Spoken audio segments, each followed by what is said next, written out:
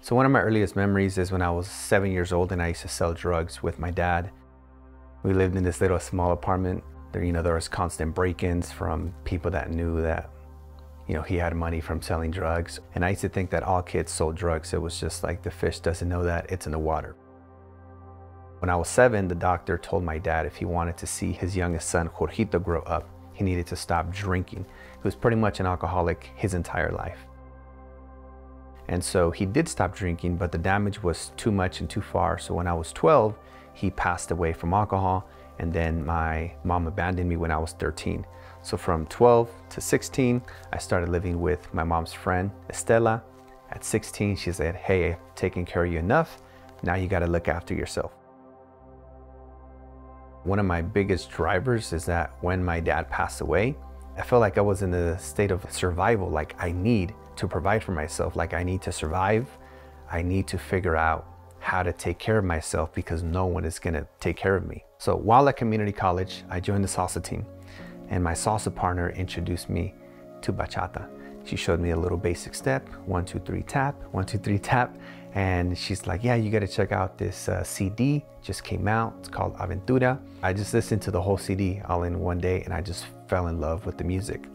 And so I started watching the few YouTube videos that there were in 2007, started practicing every day. 3 months later, I sent a mass text to a bunch of my friends from my BlackBerry phone. And I said, "Hey guys, I'm gonna start teaching bachata at my friend Yaneli's backyard." So it's like a brick wall, and I had my little CD and little stereo, and I started teaching bachata, and it was like for free.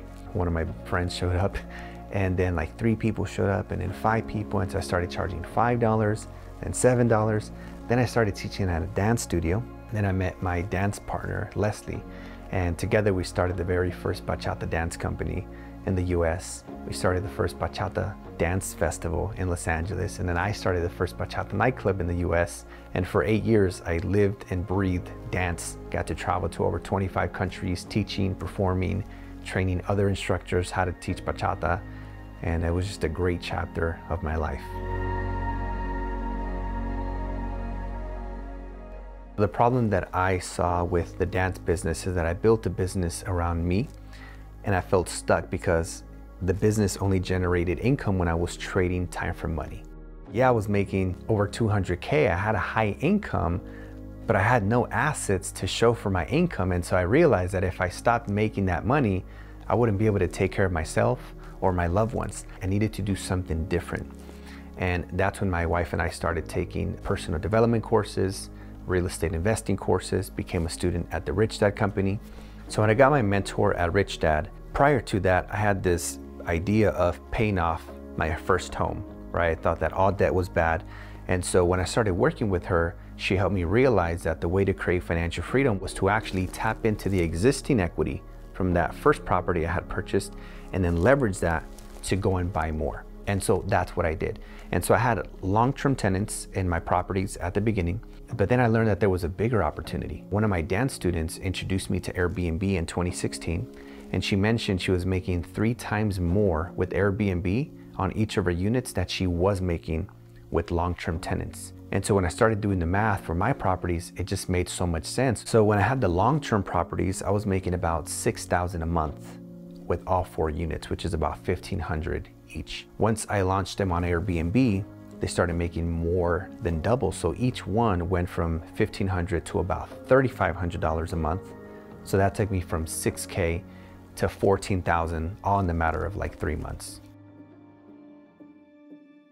It was my goal to then be able to retire my wife from her 9 to 5, and that's when we launched those 7 subleases, added an additional 6 figures. So now we're making over 200K in passive income without literally ever visiting these properties in person because we automated all the operations in the business. And I was able to really work on the business and not in the business. In 2017, we became financially free. And in 2018, we became millionaires by net worth, right? So if we sold everything we owned, all of our assets, we would have over $1 million cash. So I get home one day after kind of looking at all of our assets and bank accounts, and I'm like, holy moly, we're millionaires. This is crazy. right? And so I get home and I tell my wife, I was like, hey babe, like we're millionaires. It's like, let's go eat, let's go celebrate to our favorite restaurant. I was on this high. I was so excited, so happy, joyful, jumping up and down that we're millionaires at 30. And then 3 days later, I just felt empty. I just felt like, why don't I feel like $1 million anymore? There was like this sense of like emptiness and a lack of meaning. It just felt like this calling, like go and help other people. Share what you've learned in all these years. And really that's what keeps me feeling like $1 million every day, is seeing my students become financially free, quitting their job or going from full-time to part-time, being able to spend more time with their kids, their family, seeing them travel the world. That's how the real system was born. You know, growing up, I always felt like entrepreneurship wasn't an option in school. And so now my goal and my vision for the world is to make that an option. And it really starts at home, because we can teach this to our kids. My mother, who wasn't able to provide a home for me, like I was able to provide a home for her. And I got her a home in the area that she wanted, next to family. And she never has to worry about a mortgage payment. You know, it's all taken care of. I retired my wife. And now essentially we're stay-at-home parents. We travel like every 2 months now to a different part of the world.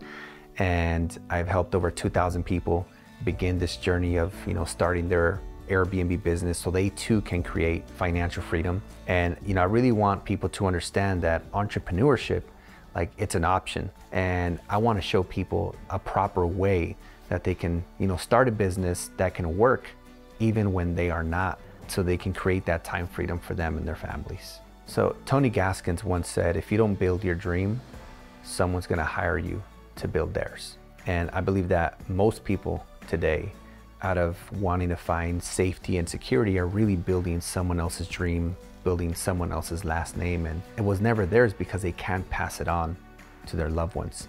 And so I believe that building a business and having the right system and team in place, so that way it's a passive income, right? It's something that one day they could pass on to their family as part of their legacy. And I want that for you, and I want that for others.